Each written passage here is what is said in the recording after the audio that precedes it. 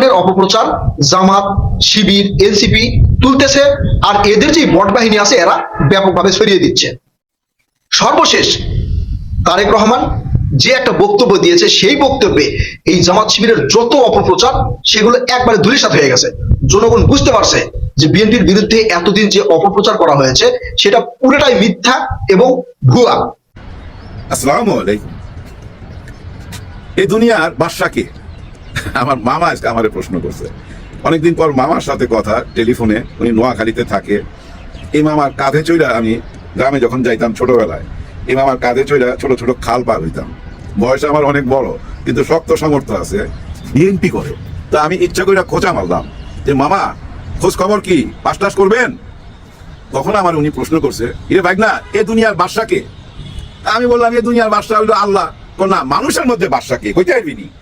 হাইতার ন কইতে এই দুনিয়ার বাদশা হইলো হাতে দেমিয়ায় তার মা বাবার সেবা করছে, মা বাবার গোলামি করছে, হাতে হইলো এই দুনিয়ার বাদশা আল্লাহর চোখে। উনি আমারে বুঝাইলো, মানে আল্লাহর দৃষ্টিতে সে হইলো এই দুনিয়ার বাদশা, যে তার মা বাবার সেবা করছে, মা বাবার গোলামি করছে, আল্লাহর চোখে সে হইলো বাদশা। খুব সুন্দর কথা। তা আমি বললাম যে মামা আপনার আমি জিজ্ঞাইলাম পাস টাস করবেন কিনা, আপনি এটা কেন বললেন? তো এই রে ভাই না, ঘটনা একটা হয়ে গেছে এখানে। এত তো মাত দোয়া হয় নয়, এত মাত দোয়া হয় নয় মানে কই রে হুন, এই যে 2024 5 তারিখে হাসিনা যখন হলাই গেল, এর ফলে তো তার চলি আসার উচিত ছিল, কারণ তার মা জেলখানায়, তার মা বিনা চিকিৎসায় এখানে হাসিনার হাতে বন্দি আছিল। হাসিনা চলিয়ে যাওয়ার লগে লগে তো হলো আমরা বেগম খালেদা জিয়ারে বার করে নিয়ে আসলো, চিকিৎসা দিল। হাতে আইন উচিত আসিল না, হাতে কিনলে আইলো না। এটা নিয়ে উনি না হলে আমাকে 20 মিনিট বুঝাইছে। এই যে আসে নাই 1.5 বছর সময়, অনেক লম্বা সময়, উনি কিন্তু আইসা মাত্র পাইছে 5টা দিন। এই 5টা দিন পাইছে, তাও কেমন ভাবে পাইছে? একেবারে আইসিইউতে বিছানায়, তখন জ্ঞানও ছিল না, তাই না? উনি যে লন্ডন থেকে আসছে হয়তো মা টেরও পাচ্ছিল না, নিশ্চয়ই এরকম একটা অবস্থায় আসছে। তো কারণ আমরা অনেকদিন যাবো শুনতেছিলাম উনি নাই, উনি নাই, ওনার খুবই খারাপ অবস্থা। তারপরেও কেন আসতেছিল না, এটা হলো আমার মামার বিরাট বড় অভিযোগ। এবং সে বুঝাইতে চাইতেছে 1.5 বছর আগে যদি তারেক রহমান সাহেব চলে আসতো, মায়ের সেবা করতে পারতো, মায়ের দোয়া পাইতো, আজকে মায়ের দোয়া থেকে সে বঞ্চিত হওয়ার কারণে বারবার বাধা পাচ্ছে, বারবার বাধা পাচ্ছে।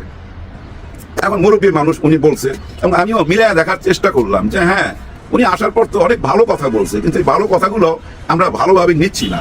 এর মধ্যে দেখেন যুক্তরাষ্ট্রের টাইম পত্রিকায়, যুক্তরাষ্ট্রের এই টাইম পত্রিকার একটা ইন্টারভিউ নিয়ে অনেক রকম আলোচনা চলতেছে। আমি এটা নিয়ে পুরোপুরি ব্যাখ্যা দিতে পারুম না, কারণ ওইটা পড়ার ক্ষমতা আমার নাই। আমার ছেলেকে দিয়ে আমি কিছুটা বোঝার চেষ্টা করছি, আমার ছেলে কইরা আমাকে বুঝাইছে। ওইখানে যেসব কথাবার্তা লেখা আছে, এর মধ্যে একটা কথা আছে প্রোটোকল সান, উচ্চারণটা মনে হয় আমার ঠিক হইলো না, প্রোটোকল সান না প্রোটোকল সান, এরকম একটা কথা বলা হয়েছে তারেক রহমানকে। আমার ছেলে বুঝাইলো যে এটা বাবা হচ্ছে যেমন রাজপুত্র হারায় গেছিল, বনবাসে চলে গেছিল, রাজপুত্র আবার ফেরত আইছে, সবকিছু নিঃস্ব হইয়া হারায় আবার রাজ দরবারে ফেরত আইছে, তাদেরকে বলে এই প্রোটোকল সান না প্রোটোকল সান, বুঝছেন? এমন বাহ, তার মানে কি জানেন, ওই যে আমরা আগে চলতি ভাষায় যেটা বলি আর কি, সাধারণত বড় লোকের ছেলেরে যে টোটো কোম্পানির ম্যানেজার, মানে বড় লোকের ছেলে বাপের হোটেলে খায়, তাদেরকে আমাদের আমলে বলা হতো টোটো কোম্পানির ম্যানেজার। বর্তমানে কি বলে আমি জানি না। তার মানে কি জানেন, বড় লোকের ছেলে বিদেশ চলে গেছিল, আবার ফেরত আইছে, কোনো অসুবিধা নাই, এটাই তো সত্য কথা, তাই না? কিন্তু ওই ইন্টারভিউটা অনেক লম্বা ভাই, অনেক লম্বা। আমার ছেলে বারবার বিরক্ত হইতাছিল। তারপরে যাই হোক, যেটুকু আমারে বুঝাইছে, নেগেটিভ কথাগুলো আগে বোঝায়নি, পজিটিভ অনেক কথা আছে। নেগেটিভ কথার মধ্যে ইলেকট্রিক পোস্ট নিয়ে ওনাকে একটা প্রশ্ন করছিল। ইলেকট্রিক পোস্ট বুঝছেন তো আপনারা, খাম্বা। এখানে কিন্তু বলা হয়েছে যে আপনার বন্ধুর কারণে আপনাকে ওই ইলেকট্রিক পোস্ট নামে, যে আপনার এক বন্ধুর কারণে আপনাকে ইলেকট্রিক পোস্ট বলা হইতো, মানে খাম্বা বলা হইতো। ওই বন্ধুর নাম নাই কিন্তু ওই সাংবাদিক। তার মানে কিন্তু ওই যে মামুন নামে একজনের কথা শুনি না, যে খাম্বার ব্যবসা করছিল, ইলেকট্রিক তার দেনে খালি খাম্বা দিয়ে গেছিল, ওইটাই ইঙ্গিত করছে। যাই হোক, এটা একটা নেগেটিভ সাইড, এটাও সুন্দর উনি উত্তর দিছে। ও আবার এই শুরুটা খুব সুন্দর ছিল। তারেক রহমান বলতেছিল যে আমার গলার অবস্থা ভালো না, কাশি, সর্দি, ঠান্ডা লাগছে, বুঝছেন? তখন উনি বলতেছিল যে হ্যাঁ, আপনার এই কণ্ঠ তো রোধ করা হয়েছিল, মানে সাংবাদিক বলতেছে আপনার এই কণ্ঠ তো রোধ করা হয়েছিল গত সরকারের আমলে, আপনার কোনো কথা, আপনার সমস্ত বক্তব্য নিষিদ্ধ ছিল, আপনার কণ্ঠ রোধ করা হয়েছিল। তারপরে আবার বলতেছে তারেক রহমান সাহেব, দেখেন আমি খুব ভালো বক্তা না, আমি বলতে পারি না খুব সুন্দরভাবে, কিন্তু আমি খুব ভালো পড়তে পারি, আমি ভালো পড়তে পারি ভালো বলার চেয়ে, ভালো লিখতে পারি ভালো বলার চেয়ে। তার মানে কি জানেন, উনি বুঝাইতে চাইছে যে আমি ওই যে মাঠ গরম করার মতো বক্তা না, কিন্তু আমি ভাবতে পারি, বুঝতে পারি, লিখতে পারি, আবার পড়তেও পারি। আসলে উনি লেখাপড়া করেন। আপনাদের মনে আছে আমাদের ডক্টর ইউনূস স্যার প্রথম যখন ওনার সাথে দেখা করলো, কি গিফট করছিল মনে আছে? একটা বই গিফট করছিল। হ্যাঁ, এবং উনি যখন আসতেছিল এই যে প্লেনে কইরা, দেখবেন যে প্লেনের ভিতরে ওনার পাশে একটা বই রাখা আছে, চায়ের কাপ, বই ওনার সঙ্গে থাকে, উনি বই পড়ে। যাই হোক, এইটাও গেল। ওনারা যে 2006 সাল পর্যন্ত দেশ চালাইছে, ওই টাইমটা নিয়ে অনেকগুলো প্রশ্ন করছে। ওই যে 10% আবি যাবি অনেক প্রশ্ন করছে, সবগুলো প্রশ্নেরই উনি ক্লিন উত্তর দিছে। এবং কেন ওনার লেখাপড়ার সামনে আগাইলো না, উনি কেন ড্রপ আউট করলো, কেন পড়ালেখা করলো না, সেটারও একটা উত্তর দিছে। মানে উনি রাজনীতির সাথে জড়ায় গেছিল। আর বাকি কথাগুলো এইভাবে উত্তর দিছে যে ওইগুলো উনার হাতে ছিল না। অনেক কিছু এখানে প্রোপাগান্ডা, কিন্তু উনি নতুন করে ভাবতে চায় এই দেশটাকে নিয়ে, এবং নতুন একটা স্বপ্ন দেখছে। আর ওই স্বপ্নটা ওই সাংবাদিকের সাথে শেয়ার করছে। এবং সেটা কি, একটা নতুন দেশ গড়া। এই যেমন ফ্যামিলি কার্ড দেওয়া, এই কৃষক কার্ড দেওয়া, এবং মানুষের ঘরে ঘরে চিকিৎসা পৌঁছায় দেওয়া, শিল্প কারখানা করা, অনেক রকম স্বপ্ন তুলে ধরছে। একটা ইন্টারভিউতে যেমন হওয়ার কথা তেমন হয়েছে। কিন্তু বর্তমানে আলোচনাটা হইতেছে কি, ওই খাম্বা নিয়া, ওই উনার অতীত নিয়ে। এটা হবেই, কারণ কি জানেন, উনিও অতীত টান দিছিল। এই আয়সা টান দেওয়াটা ঠিক হয় নাই। ওইখান থেকে যেটা টান দিছিল, ওইখান থেকে যেভাবে বলছিল মৌলবাদীর উত্থান এবং 71-এর দিকে যেভাবে আঙুল তুলছিল, ওই পর্যন্ত ঠিক আছে। আচ্ছা ঠিক আছে, এটা হয়ে গেছে হয়ে গেছে। কেউ কিন্তু খুব বড় বেশি আলোচনা করে নাই। আলোচনাটা কখন হইলো, উনি যখন ঢাকায় আইসা ঢাকার মাটিতে দাঁড়ায়া আবার ওইদিকে আঙুল তুললো, মানে 71-এর দিকে, তখনই কিন্তু ঝাঁপায়া পড়লো। কারণ কি জানেন, আপনি তো মৌমাছির গায়ে ঢিল মারছেন। হ্যাঁ ভাই, আপনি একটা ইট নিয়ে যদি একটা কুকুরকে মারেন, দেখবেন ওই কুকুর ঘেউ ঘেউ করতে করতে পালায়া যাবে। আবার সেম ইটটা যদি আপনি একটা মৌমাছির চাকের মধ্যে মারেন, তখন আপনাকেই পালাইতে হবে তো, তাই না ভাই? এখন ওই মৌমাছির মধ্যে মারাতে দেখেন ওনার সমস্ত অতীত চলে আসতেছে। এই যে যুক্তরাষ্ট্রের টাইম পত্রিকায় অনেক পজিটিভ সাইড আছে, কিন্তু ওই পজিটিভ সাইড নিয়ে আলোচনা হচ্ছে না। ওই যে 3-4টা নেগেটিভ সাইড, খাম্বা, প্রটোকল সান, আবার ওই যে লেখাপড়া ড্রপ করলো কেন, হাবি জাবি, হাওয়া ভুবন, এগুলা নিয়ে এই 4-5টা ব্যাপার সামনে তুলে আনছে। কিন্তু অনেক পজিটিভ কথাও আছে, সেগুলো সামনে আসতেছে না। কেন আসতেছে না? কারণ শেখ হাসিনার সেই বুলিটা ওনার মুখ থেকে শোনার পর পুরো দেশের মানুষই হতাশ হয়েছে। আমি তো মনে করি বিএনপির মধ্যে অনেক ভাই ব্রাদার হতাশ হয়েছে। যদি হতাশ না হবে, তারা দল ছেড়ে আসলো কেন? যদি হতাশ না হবে, তারা বিদ্রোহী প্রার্থী হইলো কেন? বিদ্রোহী প্রার্থী 1-2 জন না ভাই, 90 জনের উপরে বিদ্রোহী প্রার্থী। সামাল দেওয়া বিরাট ব্যাপার, তো সামাল দেওয়া যাবে না। এই বিদ্রোহী প্রার্থীদের ভাই বহু রকম যুক্তি আছে। বিশেষ করে আমি একজনের কথা বলি, যেমন রুমিন ফারহানা। দেখেন, যে যেভাবেই আপনারা সমালোচনা করেন না কেন, কোনো আপত্তি নাই আমার, কিন্তু একটা সত্যি কথা তো বলতে হবে। গত 15-16 বছর টক শোতে আর কাউকে দেখছেন এমন ভাবে প্রতিবাদ করতে এবং সংসদে দাঁড়ায় অবৈধ সরকার বলতে কাউকে দেখছেন? দেখেন নাই। উনি কিন্তু বলতো, কিন্তু উনি কেন জায়গা পেল না? কারণ কি, এর পিছনে ভাই অনেক বড় একটা স্টোরি আছে।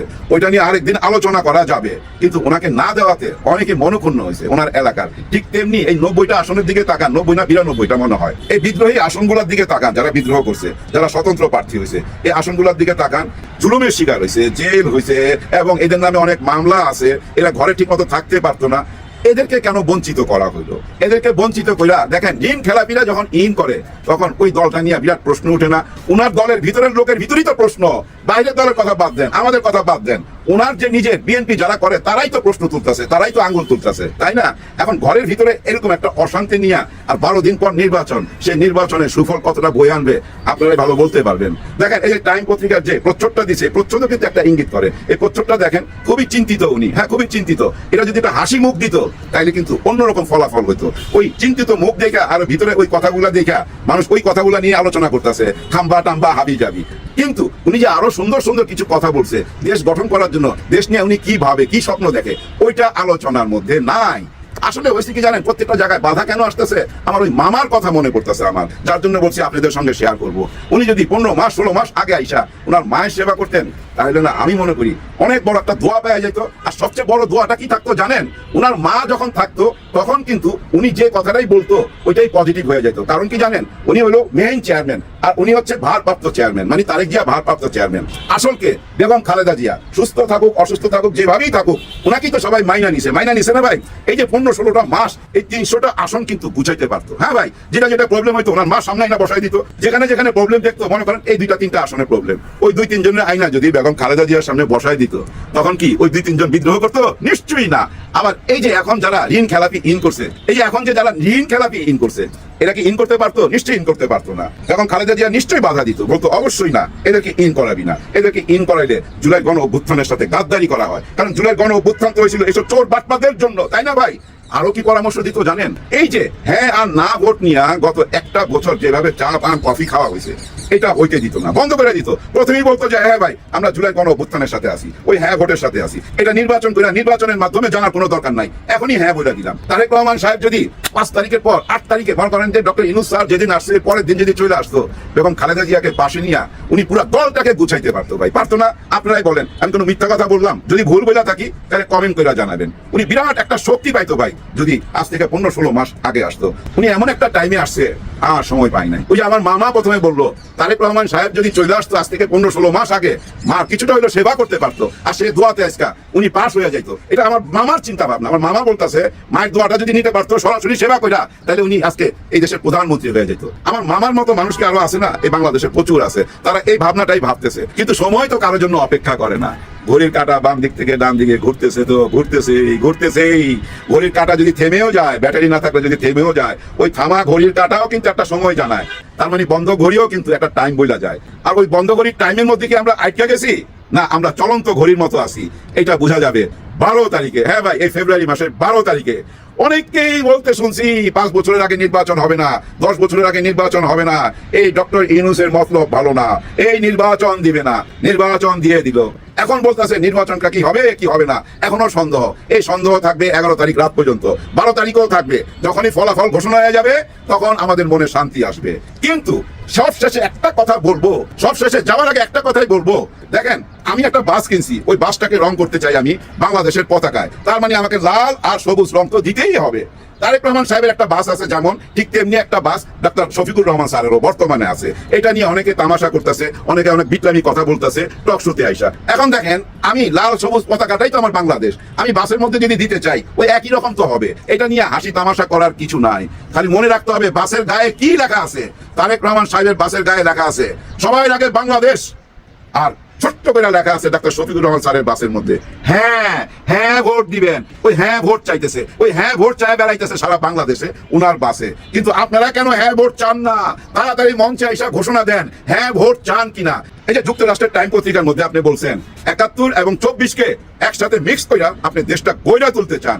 যদি মিক্স করতে চান তাহলে হ্যাঁ ভোট নিয়ে মুখ খোলেন। হ্যাঁ ভোট নিয়ে মুখ না খুললে আপনি যে মিক্স করতে চান সেটা প্রমাণ হয় না তো ভাই, সেটা প্রমাণ হয় না। টাইম পত্রিকার একটা জায়গায় উনি নিজেই বলছে যে 24 আর 71-কে একসাথে নিয়ে হ্যাঁ ভাই হাতে হাত মিলায় উনি দেশটাকে গড়বে। তাহলে হাতে যদি হাতই মিলাইতে চান তাহলে হ্যাঁ ভোটের ব্যাপারে নিশ্চয়ই আপনি একটা নতুন বক্তব্য দিবেন হ্যাঁ ভোটের পক্ষে, এটা আশা করি। যদি হ্যাঁ ভোট নিয়ে মুখ না খুলেন তাহলে ভাই ওই যে সবাই ওই যে আনন্দবাজার পত্রিকা, আপনি যেদিন আসেন আনন্দবাজার পত্রিকা যা কিছু লেখা হয়েছে এগুলো নিয়ে মানুষ আলোচনা করবে, নেগেটিভটাই খুঁজে বাইর করবে, পজিটিভ চিন্তায় আসতে পারবে না। যদি একবার আপনি ঘোষণা দিয়ে দেন আমরা হ্যাঁ ভোটের সঙ্গে আছি, আমরা জুলাই গণ অভ্যুত্থানের সঙ্গে আছি, দেখবেন টোটাল রাজনীতির মোড় ঘুরে যেতে পারে ভাই। আপনি যদি একবার এসে সামনে বলে দেন আমরা হ্যাঁ ভোটের সঙ্গে আছি, আমরা জুলাই গণ অভ্যুত্থানের সাথে আছি, আমরা 71-এর সঙ্গে আছি, 24-এর সঙ্গে আছি, একদম ক্লিয়ার কাট পরিষ্কার যদি বলে দেন মঞ্চে দাঁড়ায়, দেখবেন রাজনীতির মোড় ঘুরে যেতে পারে। এখনো সময় আছে, রাজনীতির মোড় ঘুরে দিতে পারেন আপনার একটি বক্তব্য দিয়া। সেটা কি?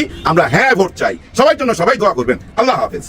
জামাত শিবির, এনসিপি, জামাত শিবিরের বট বাহিনী এই পর্যন্ত বিএনপির বিরুদ্ধে যত অপপ্রচার চালিয়েছে, দেশের বিরুদ্ধে যত অপপ্রচার চালিয়েছে, তারেক রহমানের এক কথাতে সব অপপ্রচার ধূলিসাৎ হয়ে গেছে।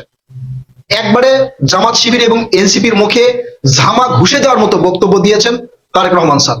তারেক রহমান স্যার কি বক্তব্য দিয়েছে সেই বক্তব্যটা আপনাদেরকে শুনিয়ে দিব। তার আগে এই জামাত শিবির এবং এনসিপি, বিএনপি এবং এই দেশের বিরুদ্ধে যেই অপপ্রচার চালিয়েছে সেটা একটু সংক্ষেপে আপনাদেরকে বলি। আপনারা ইতিপূর্বে মানে এই 5 আগস্টের পরে বিএনপির বিরুদ্ধে নানা ধরনের অভিযোগ দেখেছেন। এই অভিযোগগুলো তুলেছে জামাত শিবির আর ছড়িয়ে দিয়েছে সোশ্যাল মিডিয়ায় জামাত শিবিরের বট বাহিনী। তারা বলেছিল বিএনপি সংস্কার চায় না, বিএনপি বাংলাদেশের ভালো চায় না, বিএনপি রাষ্ট্র কাঠামো পুনর্গঠন চায় না, বিএনপি বাংলাদেশকে বিনির্মাণ করতে দিতে চায় না, বিএনপি ফ্যাসিবাদ টিকে রাখতে চায়। এই ধরনের নানা অপপ্রচার চালিয়েছে। এমনকি বলা হয়েছে যে এই সরকারের উপদেষ্টা যারা আছে তারা বিএনপির পক্ষে কথা বলতেছে।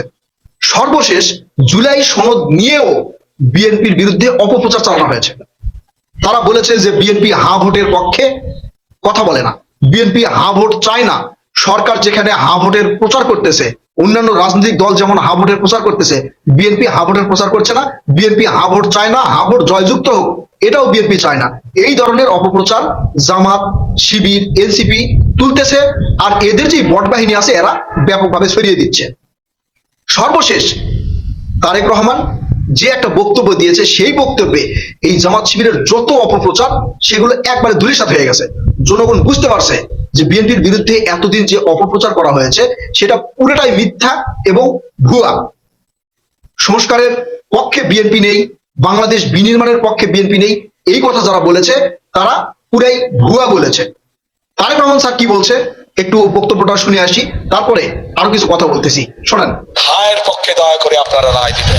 তারেক রহমান এখানে বক্তব্যে স্পষ্ট করে বলেছে 12ই ফেব্রুয়ারি আপনারা ধানের শীষে যেভাবে ভোট দিবেন একই সাথে আপনারা হা ভোটের পক্ষে ভোট দিবেন। দ্বিতীয় ব্যালট যেটা থাকবে সেই ব্যালটে হা এবং না থাকবে সেখানে হা ভোটের পক্ষে ভোট দিবেন। শুধু এইভাবে বলেনি, তিনি বলেছেন দয়া করে ভোট দিবেন। চিন্তা করেছেন, মানে হেলা ফেলা করে বলা যে ঠিক আছে হা ভোটে আপনার ভোট দিয়েন, এরকম করে বলে নাই। এক প্রকার জনগণের কাছে অনুরোধ করেছে হা ভোটের পক্ষে ভোট দেওয়ার জন্য। এখন এই যে এতদিন জামাত শিবিরের যে বট বাহিনী বিএনপির বিরুদ্ধে অপপ্রচার করলো, এইটা একবার মুখে ঝামা ঘষে দিয়েছে। অপরদিকে এনসিপি এখনো জুলাই সনদের যেই খসড়া প্রস্তুত করা হয়েছে সেখানে সই করেনি, আপনারা জানেন। অর্থাৎ তারাই চায় না যে এই দেশ আবার বিনির্মাণ হোক, ফ্যাসিবাদ মুক্ত হোক। তারা চায় ক্ষমতা। তারা একসময় জামাতকে ধুয়ে দিয়েছে, জামাতকে রাজাকার বলেছে, জামাতকে গুপ্ত রাজনীতিবিদ বলেছে, জামাতকে মানে শিবিরকে বলা হয়েছে গুপ্ত বাহিনী। এগুলো আমরা বলিনি, এগুলো এনসিপি নেতারা বলেছে। শুধু এটা নয়, নাসিরউদ্দিন পাটোয়ারি জামাতকে হুঁশিয়ারি দিয়ে বলেছে জামাতের পাখড়া গজেছে। 5 আগস্টের পূর্বে যারা গুপ্ত রাজনীতি করেছে তারা এখন প্রকাশ্যে এসেছে। এগুলো নাসিরউদ্দিন পাটোয়ারি বলছে, আমার আগের ভিডিওতে আপনারা দেখেন। এখানে এখন এগুলো দায় চাপিয়ে দেওয়া হয়েছে বিএনপির উপরে, যে জামাতকে নিয়ে বিএনপি কটাক্ষ করছে।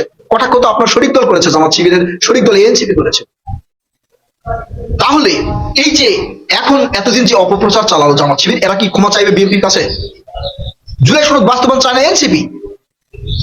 তারা ক্ষমতায় যাওয়ার মন্দ হয়ে গেছে, একবার জামাতে পা ধরতেছে, একবার বিএনপির পা ধরছে। বিএনপির পা ধরে যখন তারা মানে কোনো সুযোগ সুবিধা পায়নি, বিএনপি বুঝতে পেরেছে যে এরা হচ্ছে দুমুখো সাপ।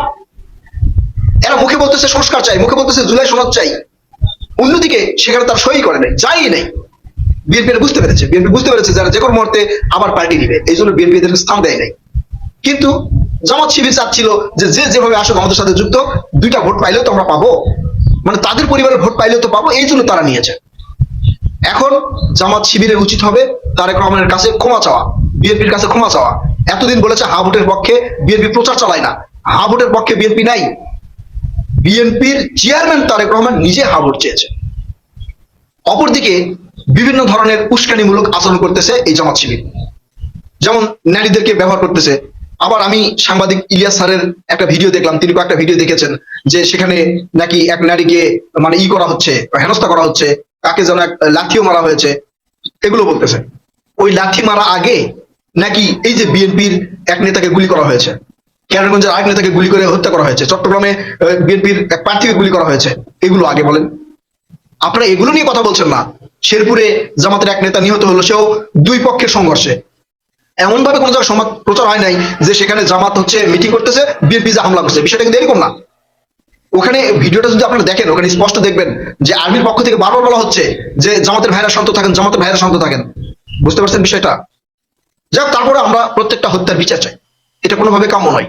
নারীদের হেনস্থা যদি করে থাকে সেটাও কাম্য নয়। তবে কেন হেনস্থা করতেছে, কেন এই ধরনের ঘটনা ঘটতেছে, সেই প্রশ্নের উত্তরগুলো আমাদেরকে দেওয়া হোক, আমরা সেগুলো জানতে চাই। এই যে সোশ্যাল মিডিয়ায় হাজার হাজার আইডি কিনে বড় বড় মানে পেজ টেজ তৈরি করে আপনারা একটা বিষয় সরিয়ে দিবেন, সেগুলোর উত্তর দিবেন না তা তো হবে না। সেগুলোর উত্তর আমরা চাই, সেগুলোর উত্তর আগে আমাদেরকে দেন। উত্তর দিয়ে অপরাধী বলেন।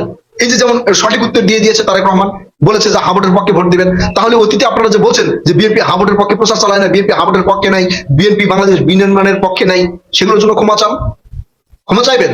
আসলে এদের মধ্যে যদি সামান্য পরিমাণ লজ্জাবোধ থাকতো, সামান্য পরিমাণ যদি অনুতপ্ত বোধ থাকতো, তাহলে এরা অবশ্যই বিএনপির বিরুদ্ধে যে ধরনের অপপ্রচার চালিয়েছে সেগুলোর জন্য ক্ষমা চাইতো। বুঝছেন?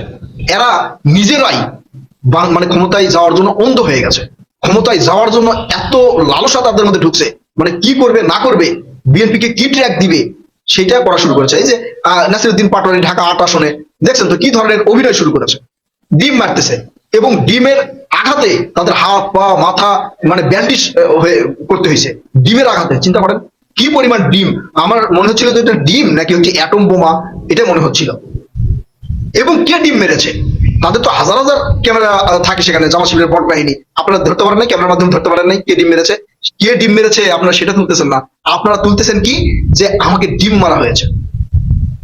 ভাই এগুলো কলা কৌশল, এগুলো নাটক সাধারণ জনগণ বোঝে। তাই উল্টাপাল্টা নাটক করে আর কোনো লাভ হবে না। এখন তারেক রহমান বক্তব্য শুনে সবাই বুঝে গেছে যে জামাত শিবির এতদিন পর্যন্ত যে অপপ্রচার চালিয়েছে এগুলো সম্পূর্ণ মিথ্যা এবং ভুয়া, পুরাই মিথ্যা।